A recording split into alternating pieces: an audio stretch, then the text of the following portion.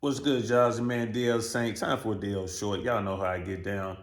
Today, man, we're gonna be reacting real quick to Fresh and Fit. Y'all know those are my guys. Shout out to Fresh and Fit. Right? Fresh and Fit had Charleston White on the After Hours show. Now, Charleston did the earlier show as well, which I'm gonna break down a full episode on my platform talking about Charleston White because I didn't know much about the brother, and I definitely want to talk about what I discovered. Um, Shout out to Myron and Fresh for coming up with this particular style of podcasting. And what I mean by that is the open forum, table full of women, women that they don't know, strangers, and they're just talking about sexual dynamics and things of that nature, right? Charleston White was on the show. Man, listen, there was so much knowledge being dropped. And this is one of the reasons why I like Myron and Fresh and what they're doing. Um, they are really capturing in 1080p, live and direct, what's going on in the sexual marketplace. I keep telling folks out there, man, it has changed drastically. This is a really good episode. I don't watch a lot of the late night shows anymore, just keeping it 100. It's too much for me. It's crazy. It is what it is. But every now and then, they'll have a really good show. And this one I highly recommend. I'm definitely going to pin it below. It's over 2 hours. Actually, it's almost 4 hours. It's 3 hours and 52 minutes long. But I'm telling you, there is a lot of there.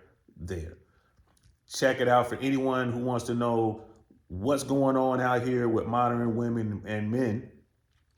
This is a really good show that can help you understand that. So this is about an hour and 50 minutes in or so, where Charleston is talking to the young ladies, and the young women are they this panel was excellent. I know they have new people helping them source women. If this is any indication of the type of women we're going to see on the After Hours show moving forward, I'll probably start watching again. These young ladies are sharp. There's one woman over in her 30s on the show, and she did have a lot to contribute to the show there towards the end. But it was a couple women there.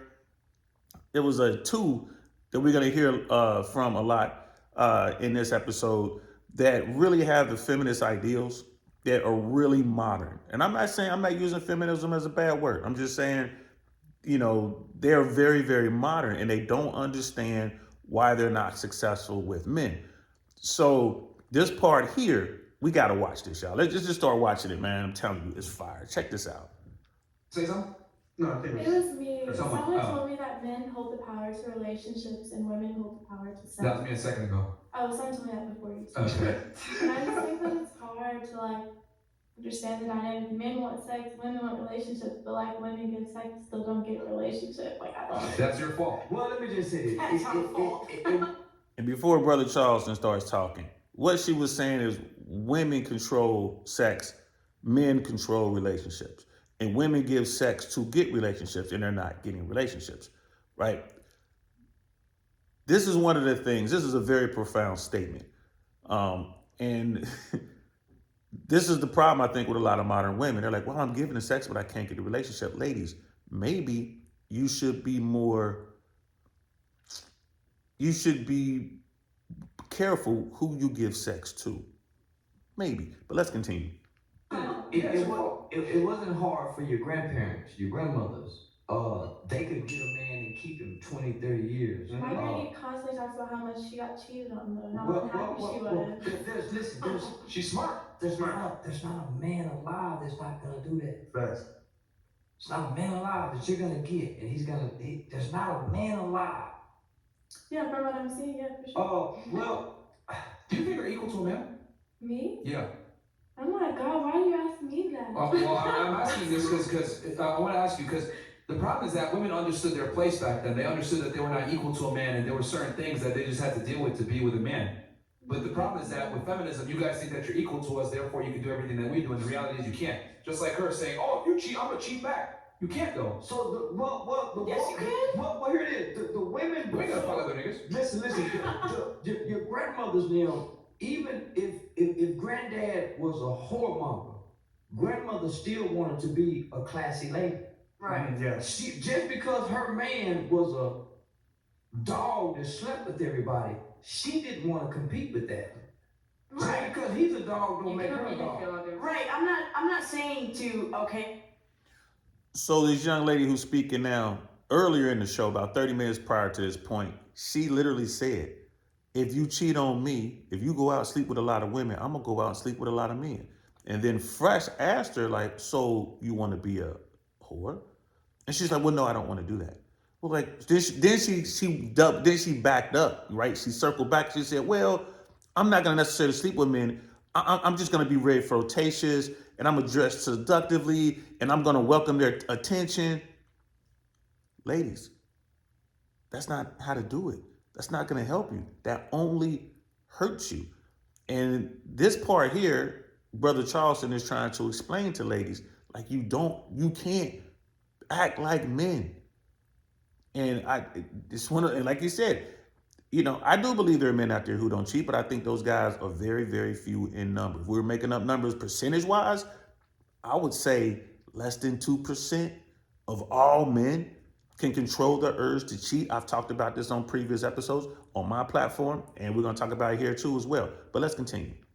Go and just do the same thing that he's doing. I'm saying.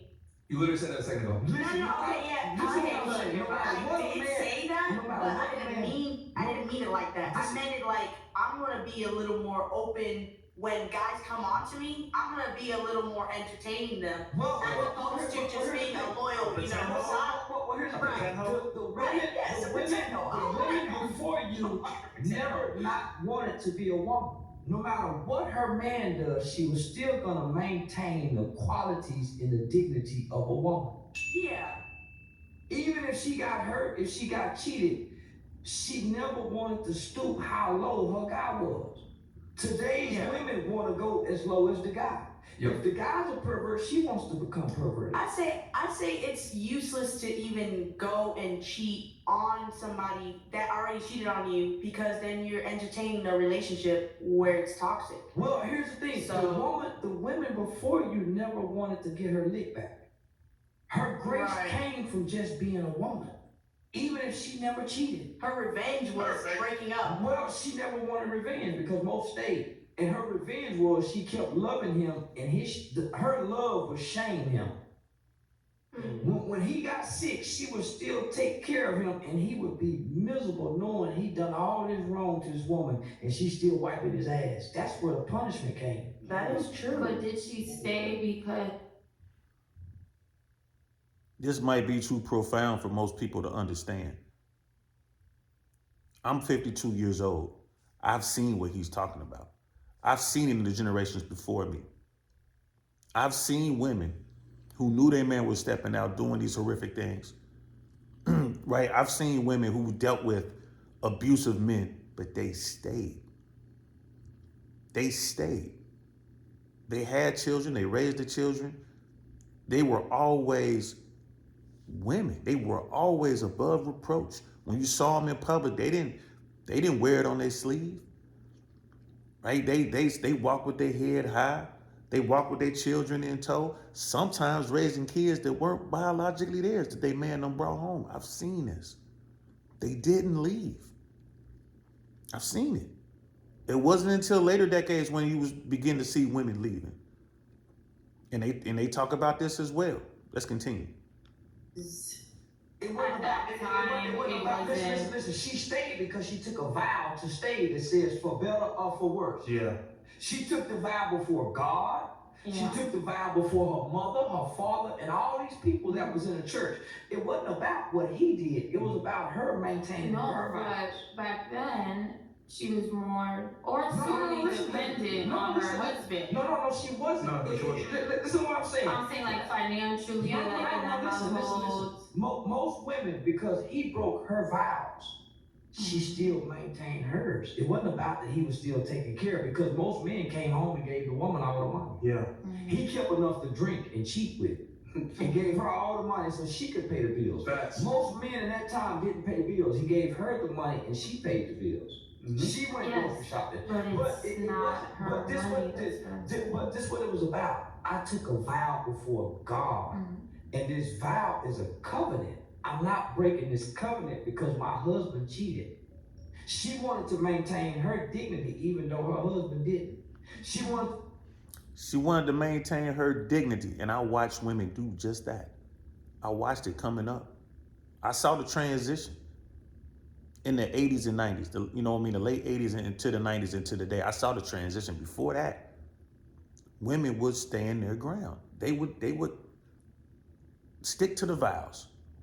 Maintain her vows. Her pride came and saying, I never broke my vows. He did. Tell him, OG, tell him. Today's women want to get even. Preach. The women before you didn't want to get even. She got even by not doing wrong to you. And in the process, you felt horrible as a man. Facts. You stopped cheating. You stopped lying. You started confessing your wrongs to this woman because you saw her do no wrong. That's how you beat the man. That's how you beat him. You can't beat him. You can't beat him getting even with him. You'll lose because nobody shames a man for being a whore, but they'll shame you. Shout out all my grandparents. So it's man, the woman power is her ability to forgive. That's all. Her power lies in her ability to forgive. Man, give these words some thoughts, ladies and gentlemen. Just think about it. Think about what he just said.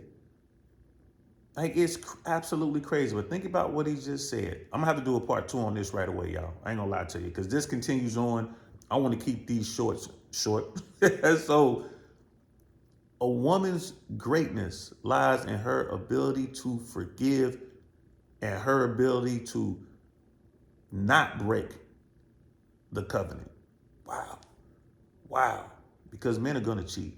Like I said, man, it is a very rare man that does not cheat, especially when you talk about a guy of high status. Let me know what y'all think below, man. Drop some comments, man. Let me know what y'all think. Shout out to Myron and Fresh. You know what I mean? Gotta rock their gear, of course. For example, one of the OG Fresh and Fit merch, Fresh and Fit gear.